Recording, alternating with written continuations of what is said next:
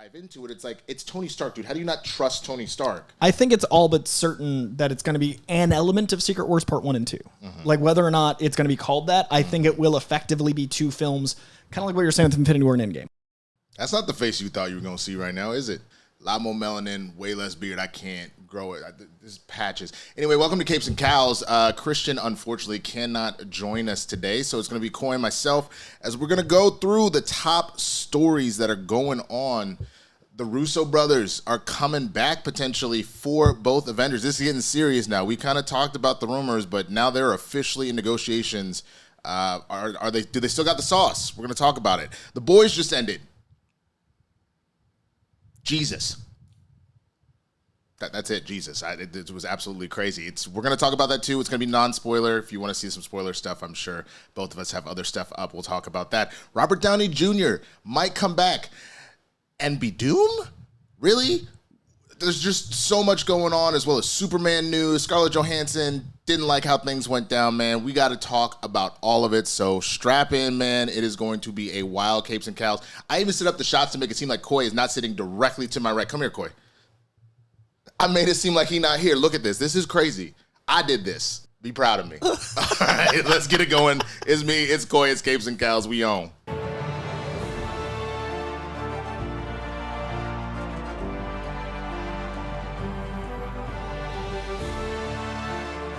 Welcome back to Capes and Cowls, everybody. As I mentioned before, Coy Jandreau. How's the weather over there? Oh, it's kind of nice. It's balmy. It's nice. Myself. Twist! And Twist. We're in the same room. Absolutely fantastic, y'all. So, again, welcome to Capes and Cowls. Kristian had a little bit of emergency going on, so we're going to be running this solo dolo today, but it's good to see you, brother. You too. Look at us in the same room doing this. And I'm studio. I'm being real careful. Like, I'm kind of like, I'm trying to lower my trapezius. Well, because that 2 episodes ago, I was literally 2 feet tall. Last week, I was like 4 feet tall. That's what they keep saying is they were just like, they were like, so we're just doing Hobbit. It's the forced perspective. It's just like, it's actually at an angle, and I'm actually 5'9" to your 6+ness. But it's all good. Like, that's why I set up these solo shots. So again, it looks professional. I just got to make sure I choke up on the mic. No Diddy. Because otherwise it just looks ridiculous. But yeah, so we're going to jump right into it, man. We've got a bunch of really crazy stories going on. So let's get into it about the Russos coming back. All right, this report coming from Comic Book Movie. Marvel Studios officially in talks with the Russos to helm Avengers 5 and Avengers Secret Wars. A shocking development out of Marvel Studios today, as it's being reported that the Russo brothers are in early talks to helm the upcoming 5th and 6th Avengers film, which will start filming next year. Now, this is Rohan Patel, originally from The Hollywood Reporter, that Comic Book Movie is pulling this from. Just when they thought they were out, they're being pulled back in. Breaking news from Marvel Studios this afternoon, as The Hollywood Reporter has learned that Joe and Anthony Russo, aka the Russo brothers, are in early talks to helm the still untitled Avengers 5 and Avengers Secret Wars. While a contract is likely still being drawn up, if the studio and the Russos come to terms, this will mark the end of a lengthy director search that saw the likes of Destin Daniel Cretton from Shang-Chi, Sean Levy, Deadpool and Wolverine, and Sam Raimi, the Spider-Man trilogy, and Doctor Strange and the Multiverse of Madness, all in various stages of contention for arguably the hottest directing gig in Hollywood. After a strong reception to Shang-Chi, Destin Daniel Cretton was originally hired to direct Avengers 5, then titled Avengers: The Kang Dynasty, but exited the project a month prior to star Jonathan Majors' assault conviction. With early buzz trending in a positive direction for his upcoming MCU debut, Deadpool and Wolverine director Sean Levy was recently offered the job as well, but seems to have passed based on this latest development. Avengers 5 is now expected to receive a new title and will shift its focus to a different villain. Filming on the 5th chapter is reportedly set to begin in March 2025 and is slated to run through the end of summer 2025. Also, while unconfirmed, it appears as though Avengers Secret Wars will now commence filming immediately after the first half wraps production. It's also being reported by Jeff Snyder. Wow. Fun to say. You feel a little Harloff there? I don't know if you're taken over by the spirit? The Harloff was in me. It was, I felt Diddy. it. Jesus, no Diddy and the twice? Harloff. That's 2. Oh my God. All right. This is what happens when you host Capes and Cowls. It's also being reported by Jeff Snyder during his Hot Mic podcast that Christopher Mark. Hold on. I would do that again. It's not just Jeff Snyder's. It's Jeff Snyder's and Rokas. I give Rocha his due. During his Hot Mic podcast. That's what I'm reading. I'm not going to let the Hollywood Reporter do that, okay? I'm not. Full credit. Full credit. It's also being reported by Jeff Snyder during the Hot Mic podcast with John Rocha that Christopher Marcus and Stephen McFeely are being courted to write the screenplay for both films. The Russos have a long history with Marvel Studios and played a vital role in establishing the Marvel Cinematic Universe, previously directing 4 of the most widely acclaimed superhero films of all time: Captain America: The Winter Soldier, Captain America: Civil War, Avengers: Infinity War, and Avengers: Endgame.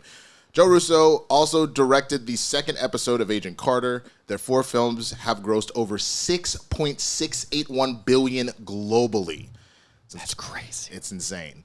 Since 2019, the Russos have directed Cherry and the Gray Man, which starred Marvel alums Tom Holland and Chris Evans, respectively, but neither film managed to reach the critical or commercial heights of their Marvel blockbuster, so a return to the MCU may help them get their groove back. However, before they can get started on those massive endeavors, next up on the docket is the Chris Pratt starter, The Electric State, which is due out later this year. For years now, the Russos have expressed interest in helming an adaptation of the classic Secret War storyline, and it looks like they're about to get their wish, and it should easily be the most challenging venture to date, especially with the film having been rumored to return many factions of the larger Marvel universe, including the likes of Tobey Maguire's Spider-Man and Hugh Jackman's Wolverine, amongst others, and thrust them into the battle to end all battles. With Comic-Con around the corner, we should probably expect some sort of formal confirmation at the annual event and the likely full title and slate reveal, and maybe even a few cast confirmations. So what are your thoughts hearing all that? Are you excited about the Russos? Do you think this is a mistake? What's going on in your head, man? I think when you make 4 of the most successful films of the last 10 years, you should do what you want. And I think that what they want was to take a little break from Marvel and then to come back and do Secret Wars, because they've pretty much said, hey, we want to take a little break from Marvel, but if you ever do Secret Wars, and I think they should come back and do Secret Wars. I think it's such an obvious, it's tricky because I'm a man of two minds about it. On one side, it's so obvious, it seems like a yes. On the other side, with it being Avengers 5 and 6, the only negative, if I'm seeking a negative, if I want to be angry on Twitter like people that are complaining, and by the time this airs, they'll probably say Winter Soldier's overrated because that's the culture we live in right now. My only negative would be it is kind of proof of concept that Marvel isn't taking any risks. So we went from Phase 1 only exists because of risks. It literally is, let's get Downey Jr., who no one else will hire. Let's do a script that's not even done being finished yet. Let's hire Jon Favreau, who's not yet a household name. Let's make a superhero movie. That's risky. And then the bigger risk is, what if we put these 4 heroes together and we have an assemblage of heroes that are these 6 characters? You'll know 4 of them, call it the Avengers. That's risky. That's crazy. And they've kept taking risks. Guardians was a huge risk in Phase 2, changing tones with Winter Soldier. Up until Phase 3 ending, going into Phase 4, people were celebrating those risks. Phase 4 was a lot of risks, and people didn't like all of them. I would argue it's about 50-50. Some people would argue back.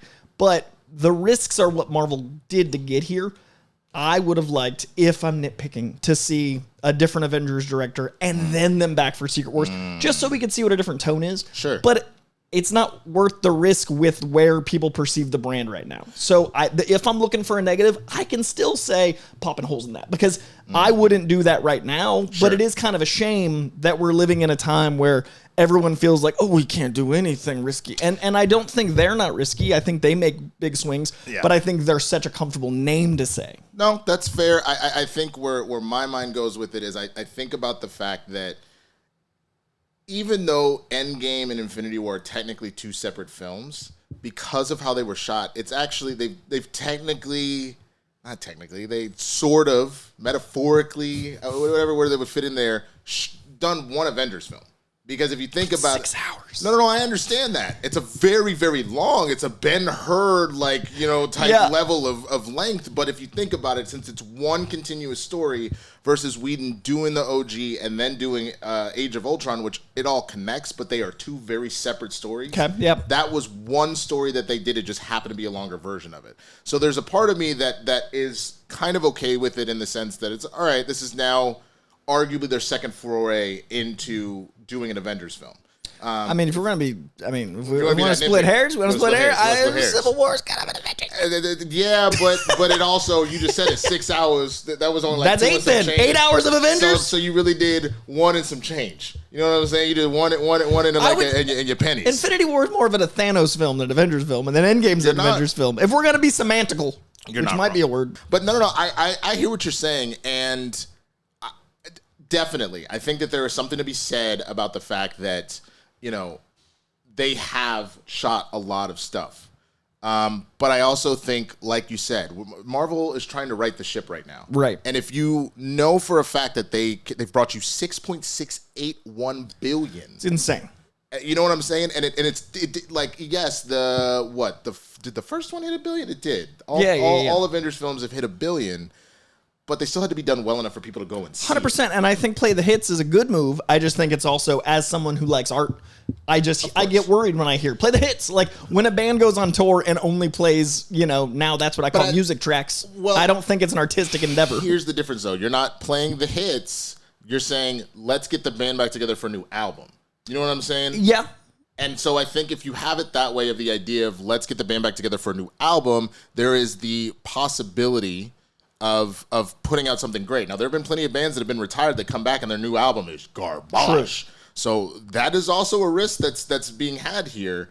But I was seeking the negative. This is great news. I wanted to play devil's advocate off of something that feels like great news. Like, to me, this is an A+.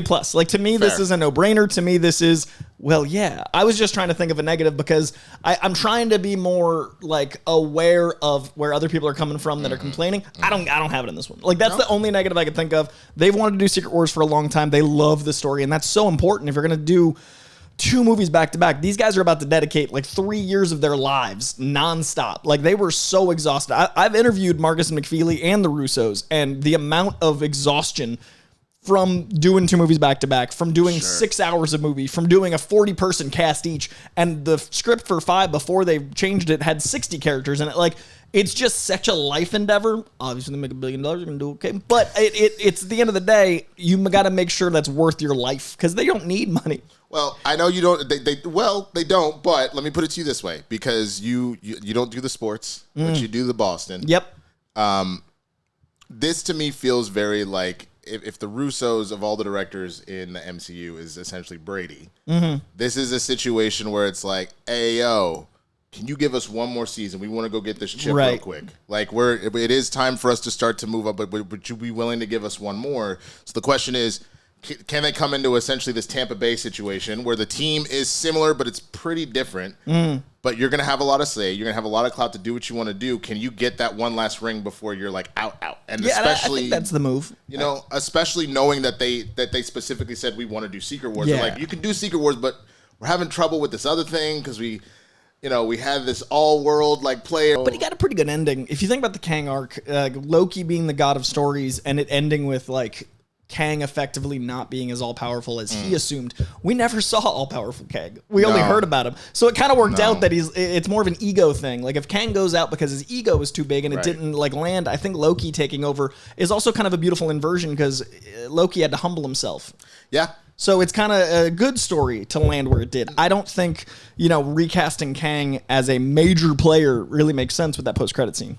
Before we get going, man, let's go ahead and take half a second to let Kristian tell you about our wonderful sponsors for today's Capes and Cowls. Kristian? I got to tell you about Cremo. That's right, man. So, and I think you guys also have, last week when I was telling you guys about them, I got so many people, I can't even tell you how many people I said, yeah, I use Cremo. I use it so many times. I've been using Cremo, and before you even told me about it, Harloff, I knew it. Because for me, after working in the studio all day, I want to go home and I smell like an alley cat. I want to go home and take a shower and relax.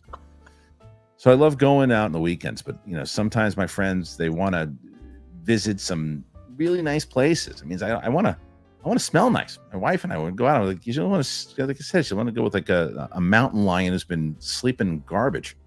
She wants to go with someone smelling nice. That's where Cremo comes in.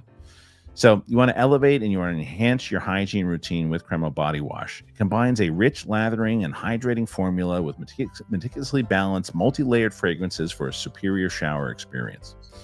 So I used it, even we were working in the studio here really late. And so I was like, okay, I used it, felt great right away.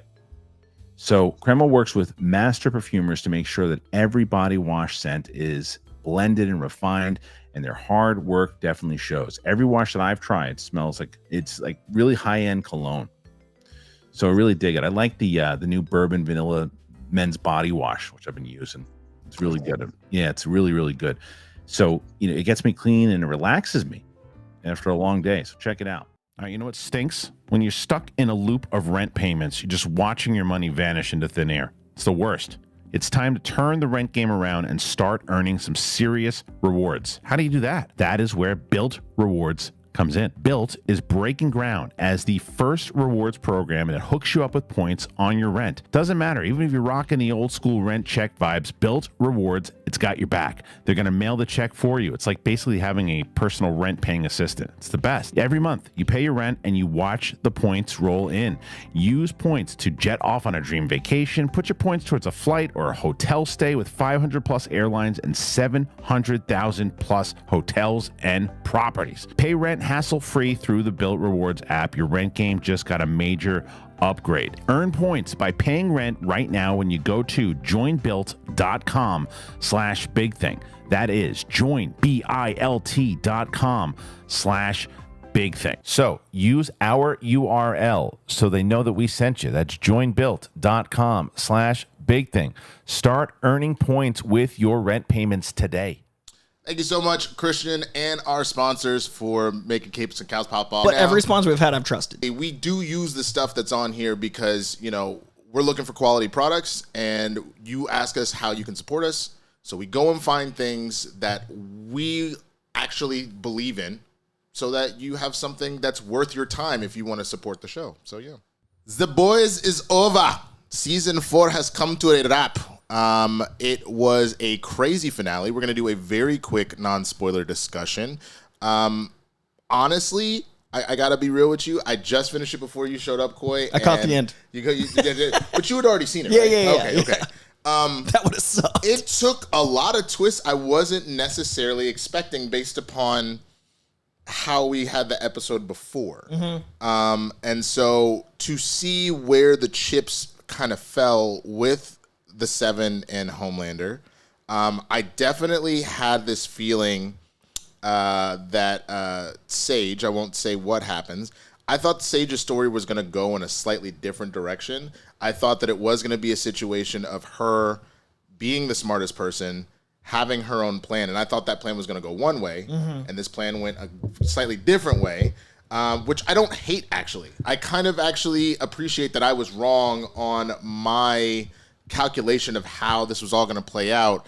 Some deaths I did not expect. A love story I'm very happy about. And then, honestly, we were talking about how much a lot of folks were upset with this season because they felt like, what's the meme on Euphoria? Is this about us? Like, there's a lot of people that are upset Are we about the it. baddies? Are we? But what was interesting was just to see that, like, again, they really took direct shots at everything from January 6th to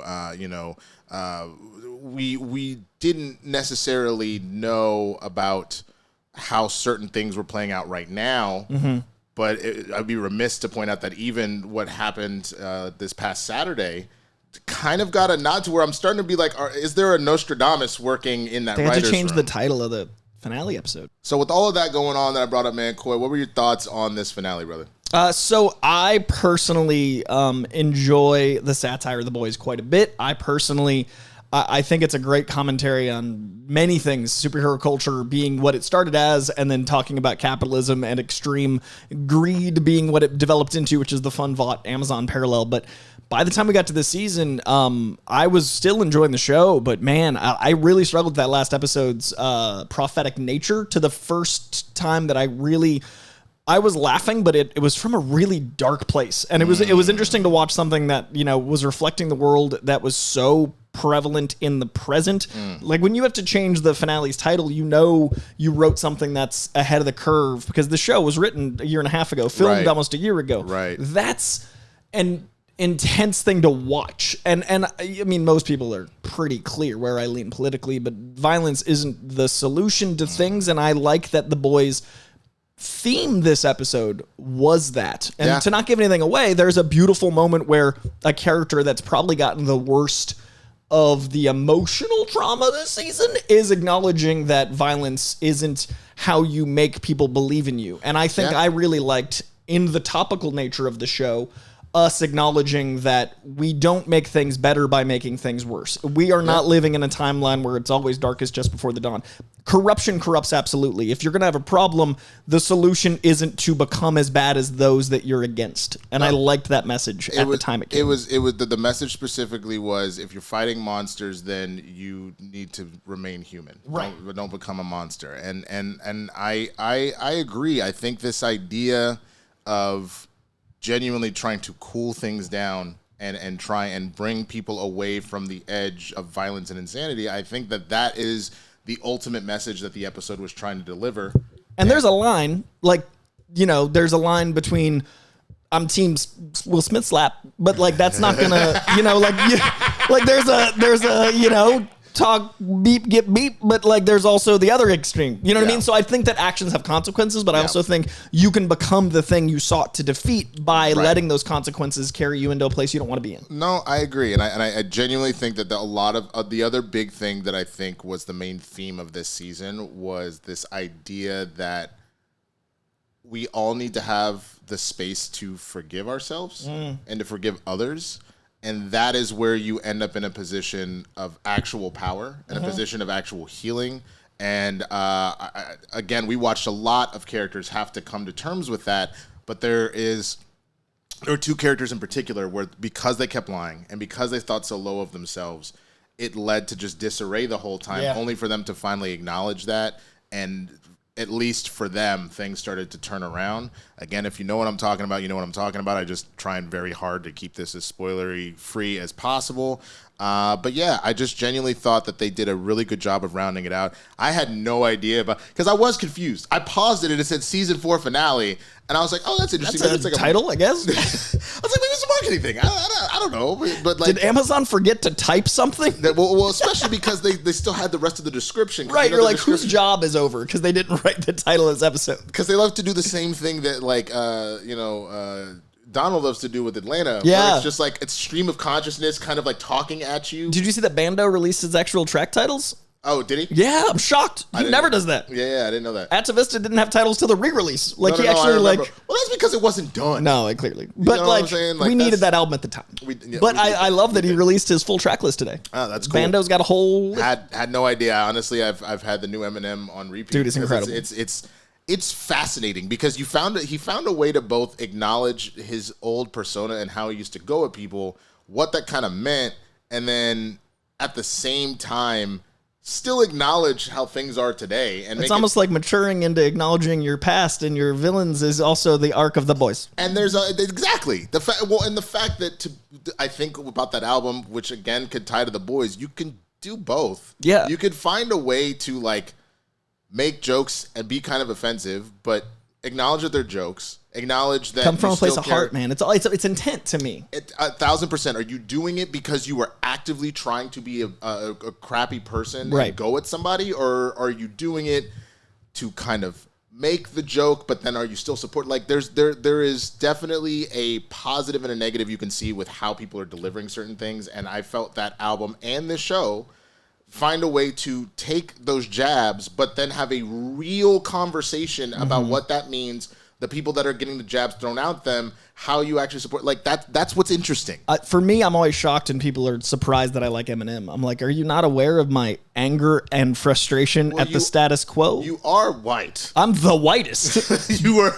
I've got a lot of anger and whiteness in equal measure, and that is Eminem. Everybody got some anger. Let's be real. But I think it's interesting when you look at Eminem. Like a lot of the things he says are to get attention on the things he's talking about. So I think it's really important that we're living in a time where nobody's gonna give a crap unless you use certain language. Like that's why I used to use the C word a lot, and then I lost a lot of sponsors. Yeah, but like, you can't do that. But that word is impactful, and few words are like 4-letter words don't matter anymore to scale. YouTube matters, so I have to bleep everything. But on a day-to-day basis, there's very few words that actually make people listen, and I think Eminem uses a lot of them, and I think it works, and I also think that you need to raise awareness of some stuff while also maturing. But no, I totally hear you. And again, I think that's the big thing, no pun intended, is just the idea that Eminem, this show, in order to address an issue, you have to talk about it. You can't skate around it. You have to talk about it directly. I think the difference is we see people that will say they're trying to do that, but then they don't make a point. They're just talking. Yeah, those comedians that are like, oh, I'm going to say something's going to get me canceled. Eminem's saying the stuff that you're saying, but he's got a point.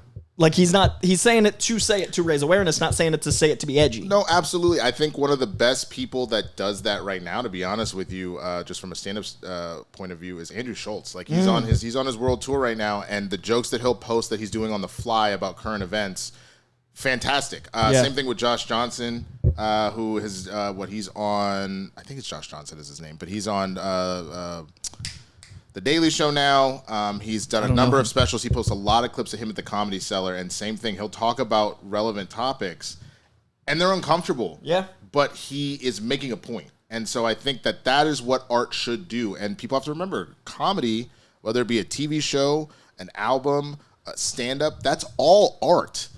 And there's other art if you don't like it. Like, that goes back to my Russo thing. Like, hey, you didn't like Winter Soldier? One, we probably won't get along. But two, then don't watch it. Or like, if you're not excited about this thing, like, I didn't like the Eminem album. Okay, don't listen. Like, then, like, not all art is for everyone. I thought The Acolyte was rough. But I know a lot of people really like it, and I'm not going to be upset that they liked it. I'm just going to acknowledge that it wasn't for me. Well, and I also think that there's something to acknowledge, especially if you're gonna stick around. If you're not going to walk into a movie, spend 10 minutes and go, this is awful, and walk out. I think we can all acknowledge when there is something of value still there. Yeah. In the way that they always say, a broken clock is right twice a day. Like, for example, watching, since I've been doing these Fox rewatches and whatnot, I put out a short of me trying to be like, name something nice about the OG Daredevil, which a lot of people are saying if you watch Director's Cut's dope. I've never seen it. Dude, there's a whole Coolio subplot. Okay. Like a big one. He's in court. It makes it... Dude, there's like a legit decent cut. Do you own it? I do. I'll bring it next time. Okay, bring it next time. Yeah. But otherwise, just looking at the theatrical version, I'm like, some of the stuff I was like, okay, well, Jennifer Garner and Ben Affleck met each other. Great chemistry. Got chemistry. Colin Farrell was having fun. Michael Clark Duncan was great. It's just Marvel's Green Lantern.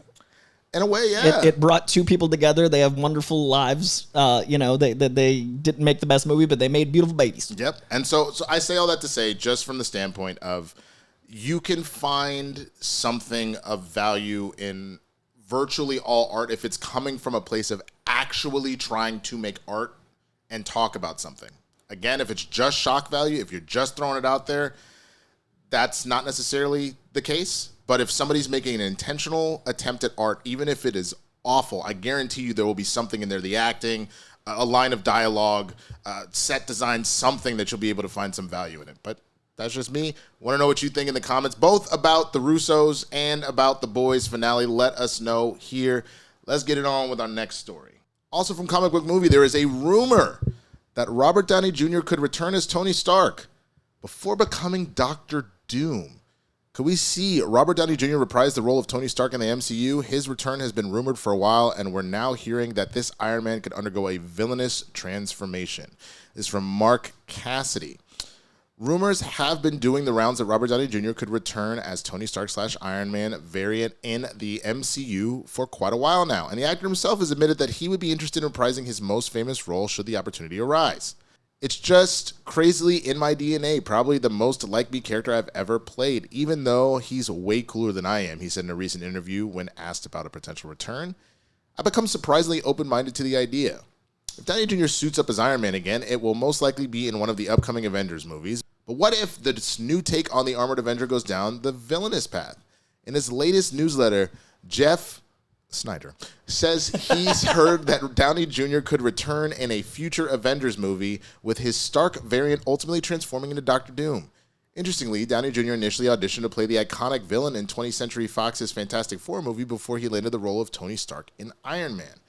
If this does happen, we'd say it would almost certainly be a one-and-done situation, as another actor will likely be cast as Doom in Marvel Studios' The Fantastic Four reboot. Stark's death in Avengers Endgame will go down as one of the most emotional and impactful moments in MCU history, movie history, honestly. And a lot of fans feel that bringing the character back in any capacity would be a mistake.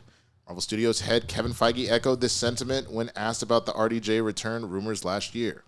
We're going to keep that moment and not touch that moment again. We all worked very hard for many years to get to that, and we would never want to magically undo it in any way. Would Downey Jr. returning as the Stark variant who becomes Dr. Doom count as undoing the moment? Well, in related news, Snyder also mentions that Jeremy Renner is likely to return as Clint Barton for Avengers 5 following his near-fatal accident last year. Renner recently said that he was ready to return, but it sounds like it might take the right story for him to fully commit to taking up Hawkeye's bow and arrow again. Maybe if enough time goes by, right? I think it kind of has at this point, but also, what is the point of the narrative and the story? He told the Happy, Sad, Confused podcast. These are beloved characters. We did spend 23 films together essentially as a collective. What is the reason? What is the story? Do you have to do more after that? How do you ever resolve this? When is it ever going to feel like everyone gets their little bow, nobody died, it feels great? What happens here? He continued. I've got feelings about it. I think everybody does. I think the guys that died have feelings about it. All right. So you hear all that, Coy. And what do you think about the idea of Jeremy Renner coming back and his thoughts on potentially doing the magic, about Robert Downey Jr. and if it makes sense?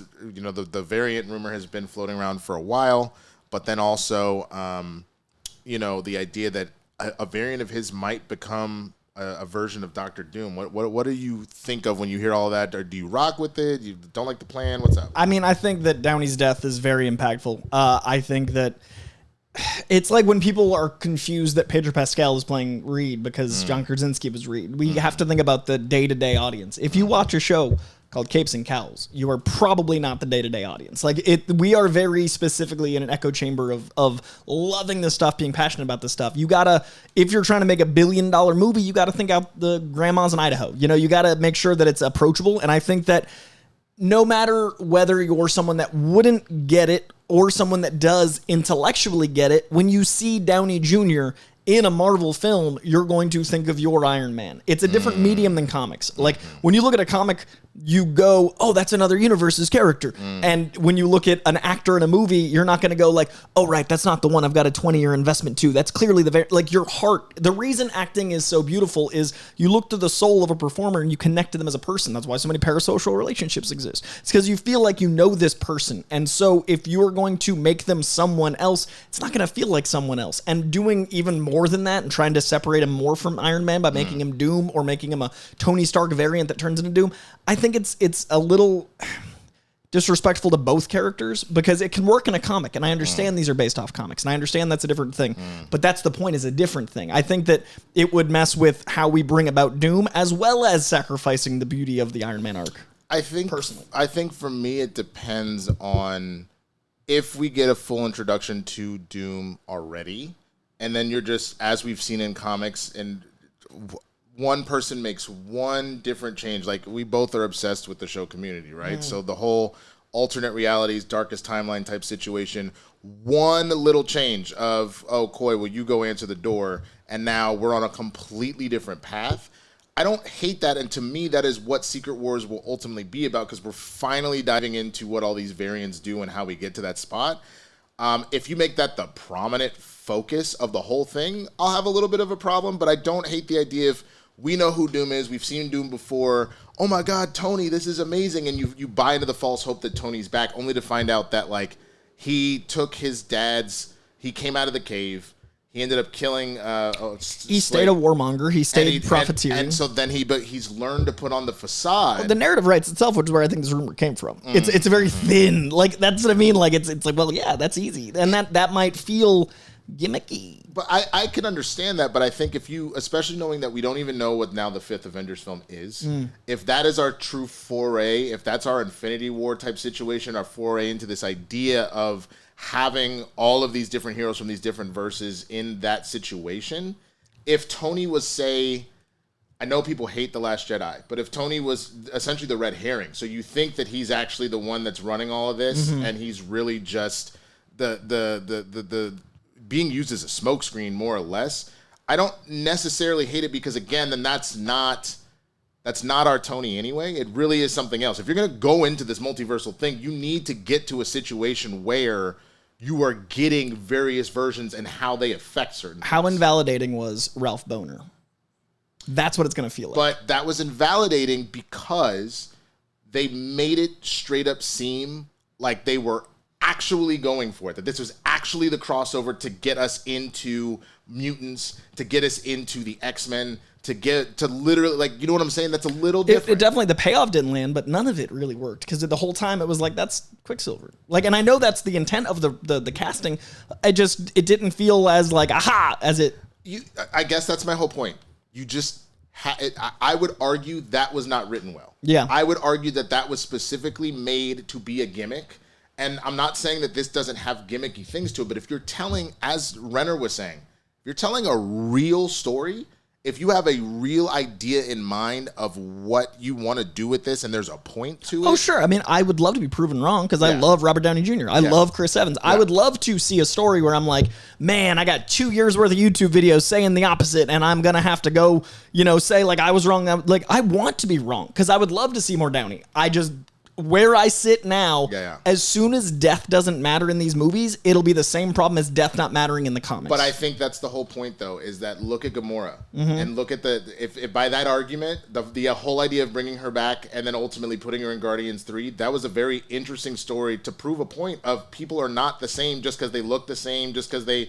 If they make it the whole story, though, that was her entire story. I don't think they'll have enough time for Doom Man, But I think if you attack it from a situation of, if you attack it from the idea of like Pete all of a sudden sees him and he fully trusts him, he's Tony, like he would. But then you have somebody that maybe they're like, you're being a little too paranoid, or maybe even Cap was like, hell no, like because I'm assuming Steve would potentially be back if you're gonna do this.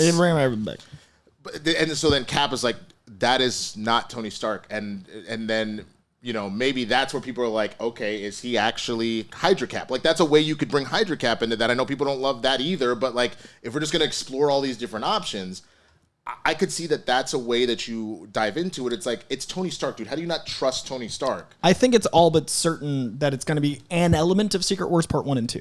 Like whether or not it's going to be called that, I think it will effectively be two films, kind of like what you're saying with Infinity War and Endgame. I think this 5 and 6 is going to be that. So that's, maybe you set up the first film to be like all the multiversal stuff, and maybe you set it up as soon as Deadpool and Wolverine.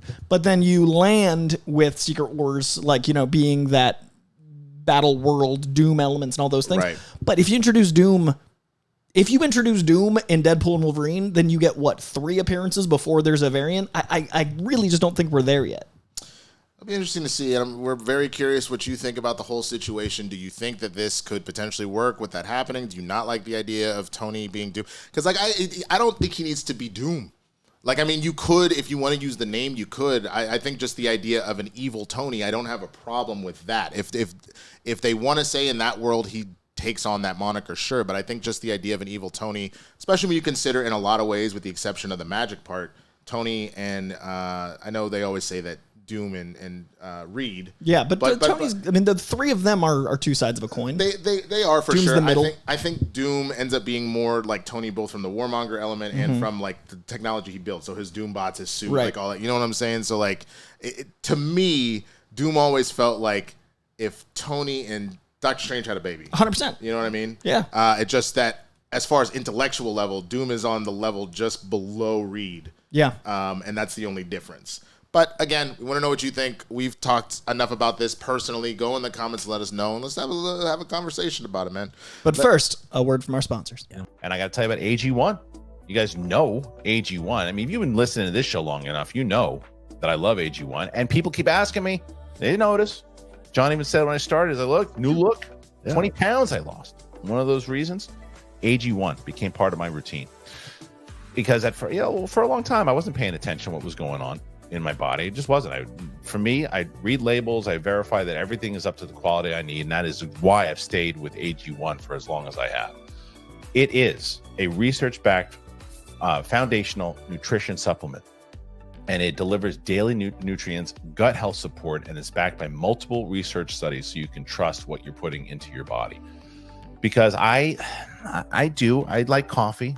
I used to drink so much coffee to keep up, but I don't need it anymore, not as much, because after drinking AG1, I have realized that I have all this energy and I need less coffee to power my day. It turns out I'm not alone, because in a research study, 91% of people noticed they needed less coffee after 60 days of drinking AG1. 97% of people in a research study felt more energy after 30 days of drinking AG1. That's crazy. 91% of participants noticed that they need less coffee after 60 days of drinking AG1. That's me. Energy is a majorly important reason why it comes to I need so much energy for parenting. I can tell you that right now. AG1 contains ingredients to sustain energy so you can be the best version of yourself within each day. And it really has worked for me, and it's helped me on the plane, everything. It's easy, it's satisfying to start your journey with AG1. If you go to AG1 and you can get a free 1-year supply of vitamin D3K2 and 5 free AG1 travel packs with your first purchase, you got to go to drinkag1.com/bigthing. drinkag1.com/bigthing. It's the one product I trust to support my whole body health. It's AG1. Joy Mode. Now, I've been telling you about Joy Mode forever. And Joy Mode, and people, when they hear about Joy Mode right away, you go, well, I don't need that kind of stuff. I'm in the prime of my youth. It has nothing to do with that. It has nothing to do with the prime of your youth. You want to tell Roku, say, I don't need that just yet. I'm like, we ain't talking about you can't make it work. It's about when you go to the gym, what do? You take a supplement, you go, whoa, that helped me out. It's like energy. Well, you're feeling good, because what you don't want to do is you don't want to go on the freaking, a lot of people go to those gas station lines and they look over those cheap pills and they think that's going to work. Yeah, they don't. And they hurt you. You wake up, you feel like crap. I've taken one of these things before and you're like, oh, not particularly those, but other ones where you feel like a hangover. And you don't want that. This is like a booster. It is an absolute booster, and it's the shit. Right now, it's really good. I'm not gonna lie to you. Let me tell you, it's really good. And people were saying, do you like this stuff? How do you feel? I feel like, as Jesse Ventura said, goddamn sexual tyrannosaurus. I'll tell you that. It is no joke. I love Joy Mode, and people have been excited about Joy Mode and keep using it. And all you got to do, you want to get 20% off, you go to usejoymode.com, you get 20% off. You got to use that code BIGTHING. I mean, how appropriate is that? You go to usejoymode.com, 20% off. Use your big thing, or use big thing code, even better. So there you go. That's all I got to say about that. All right, thank you so much for those sponsors as well. Again, real talk, please. If you want to support the show, people ask all the time. That is the way to do it. Check out the stuff. We are only taking on sponsors for products that we truly use, believe in, etc., etc. We would not feed you any swill, so don't even worry about that. But let's go ahead and get to a couple more stories before we get out of here. Also from Comic Book Movie and Mark Cassidy, Superman sets up to film at Cincinnati Union Terminal, and James Gunn updates on a possible San Diego Comic-Con teaser. Production on Superman has moved to Cincinnati, and the crew is now hard at work setting up to film at the Union Terminal building, which will surely double as the Hall of Justice. James Gunn's Superman reboot wrapped filming in Cleveland yesterday, and crews are now setting up to begin shooting in Cincinnati at the historic Union Terminal building. When we first heard that the movie would be shooting in Cincinnati, fans immediately speculated the building would factor into the plot in some capacity, as it was the inspiration for the Justice League headquarters in the comics. Will the Union Terminal actually double for the Hall of Justice in the film? We don't know for certain, but with the Man of Steel joining forces with several other heroes, there's always a chance that an early incarnation of Justice League, or the JLI, will be formed. So far, the only actor to be spotted on set is Eddie Gathagi. Eddie Gathagi. Okay. So far, the only actor to be spotted on set is Eddie Gathagi, Mr. Terrific, but we should get to see some more revealing photos when filming officially gets underway tomorrow. In related news, Gunn has confirmed that we will not get a first look at some footage from Superman at San Diego Comic-Con next week. DC Studios is not expected to have much of a presence at the event, so this isn't too surprising, although we have seen sizzle reels of movies that were still shooting at Comic-Con in the past. Superman also stars David Cornsweet as Clark Kent/Superman, Nicholas Hoult as Lex Luthor, Nathan Fillion as Guy Gardner, and Isabella Merced as Hawkgirl. Bloody blue. We're still not sure exactly how these other superheroes will factor into the story, but Gunn has previously revealed that Superman's dual life as both Clark Kent and Man of Steel will be explored in the film, suggesting that these characters will be his super friends. Whether they're actually be a part of a team or not remains to be seen. So, Coy, again, I will toss it to you, my friend. Hearing about Cincinnati and the potential Hall of Justice, what are your immediate thoughts? Because we've talked about the idea that maybe the Justice League sort of existed without a Superman, and maybe they've lost their way because there's under some corporate greed. Does this kind of read into you as well, or what? I think the outfits made that to me pretty clear. They're going to be very much Vought employees, right? Like they're working for a guy that's a corporation. They all have matching outfits, and then Superman comes along and shows them, truth, justice, the American way. I would love if the Hall of Justice was represented by its original intent. I think it's adorable. I think it's. if you want to look at the heart of Superman, what hasn't James Gunn done? And the movie's not even out yet. This is a slight spoiler, I guess.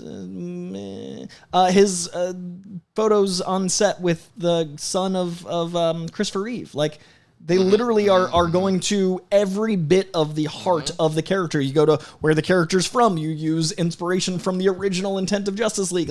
I think that's all really special. And I think we just talked a lot about art having to come from a place of intent. And I think that there's nothing more beautiful than, hey, when they designed this building, they used this building. What if we use that building? That's really special. So I don't know. I think this is a really good sign that we're going to get something really special. Yeah, no, I agree with you. I think what this means to me more than anything is it really is the indicator for people to be quiet. And I think, and I mean that in the sense every indicator is that people. I mean that in the sense that everybody that was hating on Gunn and he's just, he just always puts his friends in things and he didn't know what he's doing and I don't trust him. I think he's showing proof that he knows his history. He's said this multiple times about how much this stuff means to him, especially Superman. He's brought that up multiple times with his father, right? Yeah. So, and he said no to doing it until he found his way in. I think at the end of the day, some people aren't worth listening to. I think we just need to accept if that's something else art teaches you. If you don't think an album's for you, it's not for you. If you don't think a movie's for you, it's not for you. If you don't think a person's for you, block. No, and that's totally fair. I think it's one of those things that there'll be conversations all the time about Eminem, we talked about earlier, Taylor Swift, Beyonce. There would be oh, they're trash. No, like Coy said, they just not may be for you. And to try and say that their artistry isn't actually very good when you could objectively look at it and go with the musicality or the lyrics or what it's done for enough people to buy tickets to whatever said show, there is still some value in it. And especially if they are showing you, they show the work in that they genuinely get it. And that is what I've seen out of Gunn every time. You may not like his style of humor or the way he does films, but to act like he doesn't know how to build a world, he doesn't know how to give a nod and pay attention to canon and build his own at the same time and have that marry together. I think that is just your own, for people that really are hating that much, not just on him, but on any of the artists I just mentioned or any of the artists worldwide, that's your own personal bias coming into play versus acknowledging somebody being good at what they're doing. And I think now that everyone's a critic, that's even more prevalent. People just, yelling into the void. But I had a really interesting moment last week with Twisters. Amazing. Twisters is so good. But I had an interesting moment where I'm not usually a country music guy, and there's a lot of country music in that because it takes place in Oklahoma and it takes place around people that are cowboys for Twisters. And I was vibing with country music, and I'm usually I'm not against it because I'm not ignorant, but I'm not someone that listens to it. Sure. I went home and listened to tons of country music, and for the first time I had a connection, but it's because I found a connection through a movie I loved, and I think it would have been dumb of me if I had spent the last 5 years being Luke Combs or whoever. But that's what people are doing with this, and that's exhausting because it's just there's only so many hours in the day. I think a lot of people always say you got the same number of hours in the day as The Rock. How does he get so much done? I think we should think the same of how we spend time with people. There are too many people on the planet, and there's also clones. Is that how The Rock does it? Clones is just The Rock clones. And the pebble and the boulder. It's clones. It's just a lot of Dwayne Johnson. Shadow clones, bro. Shadow clones. Shadow clones usually. We got a whole new audience in the comments right now. That UAP audience is wait, I got something to say. People act like there isn't a Super Saiyan 2 Gohan chilling right over there. I'm just acknowledging what we're bringing in. But I think it's the same with enough hours of the day to get all the stuff you need to done is also because you really need to curate what you're spending your time on. Yeah. It's the same number of hours. It's just why are you on Twitter? No, which is that mean? That's literally to yourself. No, that wasn't me. I wish I could zoom in more, but it'll mess all the shots up. Why you on Twitter? But I genuinely agree. I think that sometimes you just need an in for a particular version, stuff like that, to do it. But no, I think that Gunn is giving a lot of respect and a lot of credence to Superman, to the lore, to DC in general. He's taking his time and he's doing it right. So if it comes out that the movie is bad, and then that's a real conversation we can have.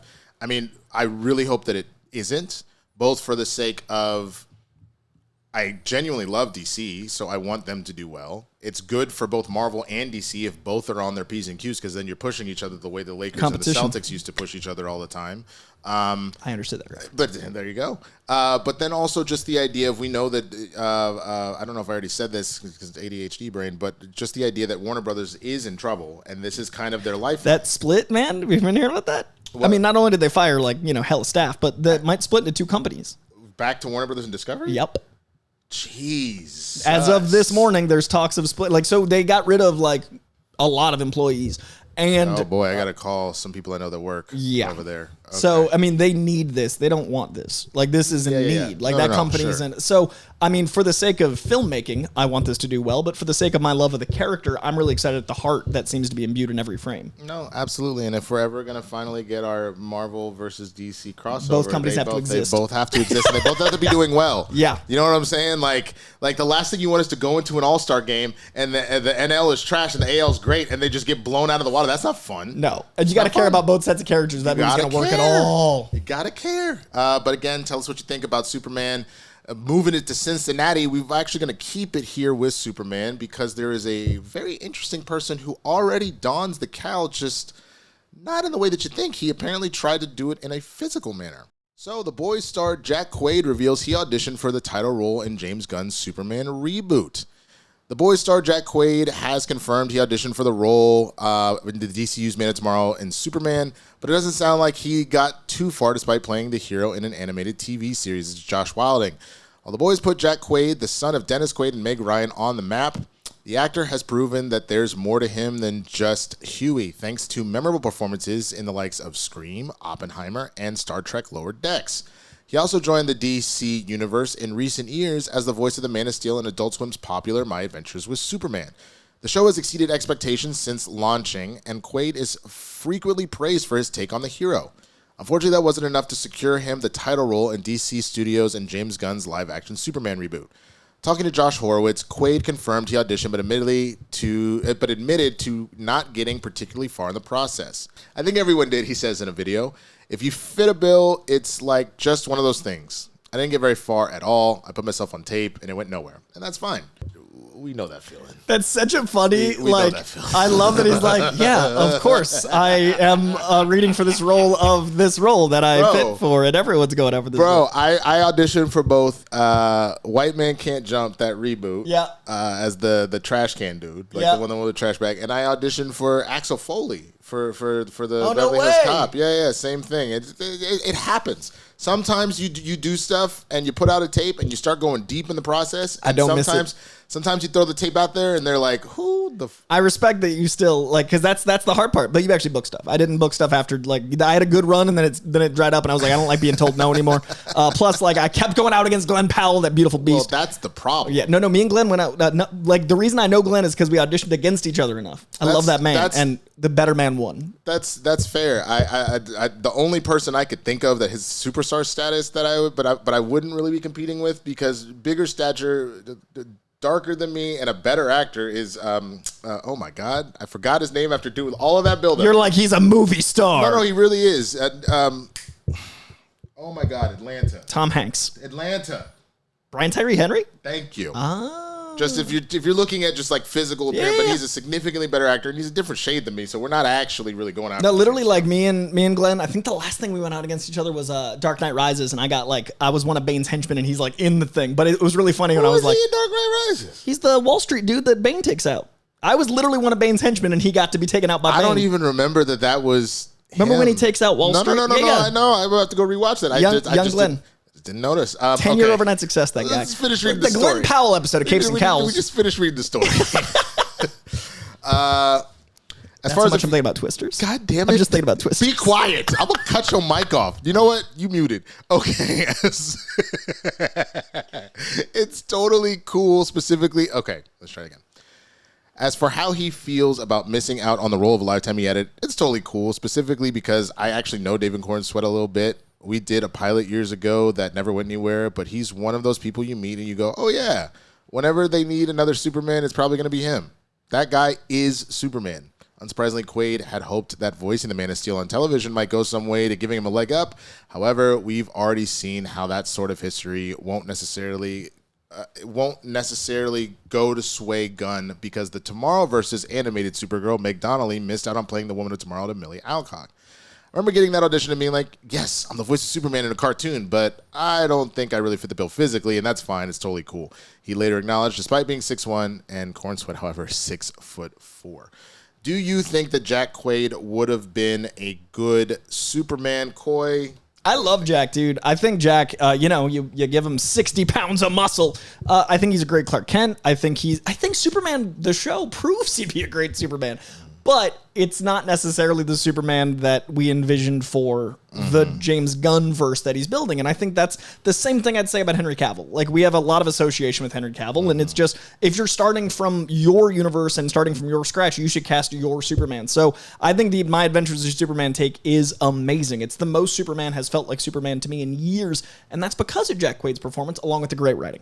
But I don't think that necessarily fits what he's building, and I also don't know if Jack wanted to put on 60 pounds. Like, I don't know if Jack would want to spend 3-a-days at the gym for the next 4 months. Well, the problem is, on top of that, you got to remember the whole first chair situation, because I don't know how long ago he was auditioning, but the boys would still be first chair. So how are you going to write Huey out? Because Huey all of a sudden can't show up and be like, I have a ticket holder. Like, that's not. Chris Pratt did it. Chris Pratt stopped eating one thing. Remember the line in Parks and Rec where he's like, how'd you lose all that weight? He's like, man, I stopped drinking beer. And they didn't ever acknowledge it again. But I thought that was for the final season, and the final season took place in the future. You remember? No, he was in the present and the future. It was like the penultimate season. I would have said Jack Quaid just took Compound V. But Compound V Superman. Okay, but then the way that they did that, and that makes more sense because I get that the boys really has gone their complete own way from the comic at this point.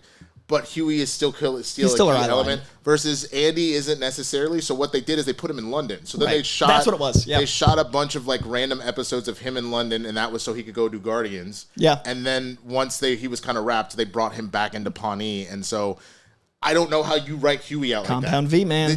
I get Huey took it, and then he got addicted, and now he's yoked. I guess. Either way, I think it's funny that Jack Quaid auditioned, saying that a lot of people did. I think it's funny that might have been why the Megan Donnelly conversation was so prevalent, because it would have been exciting. And James Gunn has said over and over again, his animated voices are his video game voices, are his live action voices. So I think there is merit, absolutely. I just think that we have a great Jack Quaid Superman already. So if it doesn't fit, like, I think this, and I don't know the writer, but I think it's funny the writer's like, I'm going to make sure this is a whole story. I'm going to bring up Jack's parents. Like, it's just such a weird thing that we put certain people in these positions of like, I made a flippant statement and my parents were successful. Now it's an article. You know who I think he would have been better for? Remind me if this character's already been cast. I know we obviously have Jaime Reyes, but do we have a Ted Kord?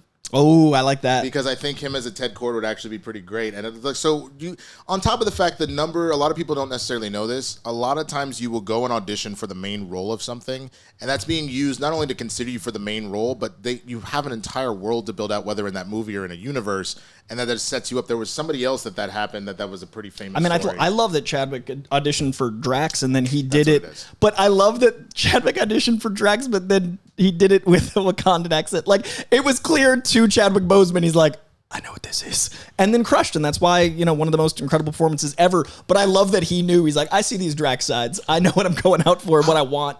There was another one that's bothering me that's like very famous that they went out for, and they were like, absolutely not. But here's this other thing they said. Hold on. We're going to do a slight pause for a second while I look this up. I feel that triggered my memory. It wasn't Felton, and so they're saying Felton went out for Harry Potter and got Draco Malfoy. It wasn't even this one too. That one's huge because that was the trilogy. This one too. So Cillian Murphy went out for Batman and got Scarecrow, but that wasn't it. It was Tom Hiddleston going out for Thor. Oh yeah, and the fact that they were like, hell no. But we got it. But you'd be a great Loki. And that, to me, apart from Robert Downey Jr., might actually be the best casting that the MCU 100%. has ever done. 100%, totally agree. I don't, like, it doesn't mean that you didn't get it right with pretty much everybody else. You did it exceptionally well, but I cannot think of a casting in the MCU that was more spot on. Yeah. Outside of Robert Downey Jr. with Tom Hiddleston as Loki. He has absolutely owned it, made it fully synonymous with this. It's why the character's still in the MCU. Mm-hmm. It's because of Tom Hiddleston. Like, that character could have been just the Avengers villain. Like, put him in Thor, put him in Avengers. Okay, thanks. Like, he's in. And giving us the reminder, most of the time we hate Loki in the comics, but there is plenty of times where we see him and we genuinely have empathy for him, and for him to understand that not every actor would be able to necessarily pull that off. Yeah. And we genuinely had empathy for him and what he was doing and whatnot, to the point that he became essentially an anti-hero. Yeah, and the comics reflect his role. Like, the comics make Loki more likable because of Tom Hiddleston. Also, I think if Jack Quaid was my height, he'd be a great Jimmy Olsen. But then that'd be kind of typecasting, because that's pretty much like a Huey parallel. But like, as far as Superman goes, if he was like, you know, much shorter, he'd be a good Jimmy. Yeah, well, what do you guys think about the idea of Jack Quaid missing out on being Superman? Let us know. Okay, real quick, let's see. We had a story here about Scarlett and the legal battle with Disney. It felt very unprofessional. Back in 2021, Black Widow star Scarlett Johansson filed a lawsuit against Walt Disney, saying that they breached contract when Marvel Studios released the movie on Disney Plus in theaters at the same time.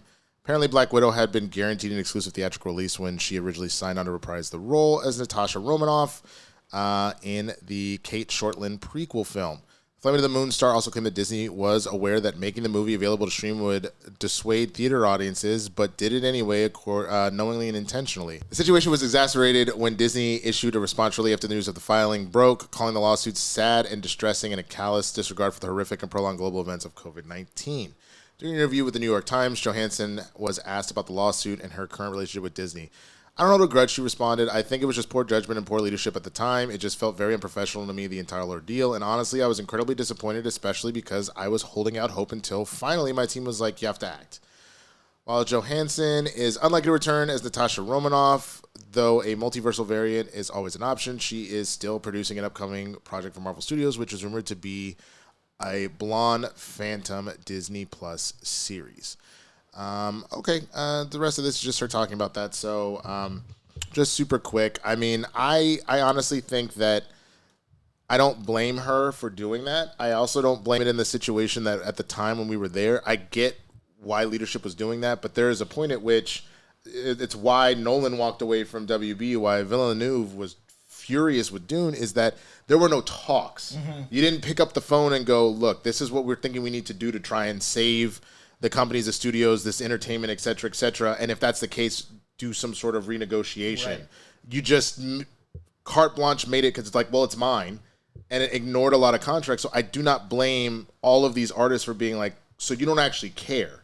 You generally don't care. And to be honest with you, I think led to what became such, maybe not so much with the directors because they signed that crap like 2 seconds in, but why the strikes went as hard as they did. The studios showed their hand before contracts and negotiations that they genuinely don't care. Yeah. And they're only out for themselves. And so that spawned a lot of people to be like, well, I'm not going to let you do that again. So I don't blame Scarlett for doing that. Coy, what are your thoughts? I mean, I think it's another example of if you have money, there are no rules. We're seeing it every day in our real lives. We're seeing it more and more in the entertainment industry. As long as you got money, what's a contract? So to me, it was just the studios being like, well, we said we'd do this thing, but what if we didn't? And the people that are at the top made money and the people that are trying to, eat. And that's always tricky with actors because there's this weird perception that, because in the 90s and 2000s, there was all these talks of $20 million deals that actors are rich. Most aren't. And if you are, you've got a team of 20. So you're paying out a lot of that money. And It's crazy that you can have a contract that is as big as what Black Widow is to the MCU and still be pushed aside. So I think it's more of a precedent setting. I'm sure Scarlett Johansson's fine. I'm not saying she's someone, but I am acknowledging that the character had been around that long and they still just threw it out on the streaming. That's so disrespectful to the character, to the fans, to the actress, to her team. So I'm glad there was a conversation and I'm glad that everyone, to their credit, landed with, hey, let's work together again, not you shouldn't have sued us. Like, the top of this was me saying, like, I can't believe they did that. But I do want to acknowledge much like The Boys, that as long as it ends well and you learn from each other and you seek not to be villains, then now we have a new precedent and they're continuing their relationship, and I think that's all for the best. So that's it. The only other thing that we were going to talk about is apparently grown men were crying when they saw Hugh Jackman in the suit. You grown men, what's wrong with you? I said what I said. Okay, so since Coy's got to go, Coy, tell them where they can find you. Find me at Coy Jandreau all over the YouTubes, as well as Twitter, Instagram, and all that stuff. But YouTube just did a bunch of Deadpool and Wolverine stuff leading up to Deadpool and Wolverine next week. I cannot believe it's next week. Also, hot take. I think they're going to announce Avengers 5 and Avengers 6 directors as the Russos, but I think that the events of Deadpool and Wolverine might allow for an Avengers versus X-Men title. So I'm be curious if that's what Avengers 5 ends up being as a setup for Secret Wars, because I could see Secret Wars being a sequel to Avengers versus X-Men, because you could use the Fox X-Men, make it multiversal, setting up Secret Wars. That'd be an interesting thing to do. So that's my hot take of the week. That is going to do it for me, but please hunt me down on YouTube for more crazy takes. Yeah, I'll do this quick because I got to cut Coy and get him out of here. You can find me here on YouTube as well at The Swaggy Blurred and on all the platforms, man. I've been doing my Fox Marvel rewatches and whatnot. I will have a lot of Deadpool and Wolverine content next week as we will go to the screener and all that, so you definitely want to check that out. And remember, here on Capes and Cowls, we'll be doing a non-spoiler next Friday. We'll be doing a spoiler the following Monday after everybody's had a chance to see the movie, so don't miss any of that. So we're going to get out of here, man. Thank you so much for watching this episode of Capes and Cowls. And, yeah, show a little class. Do we still say that? We just did. Okay, great. Peace.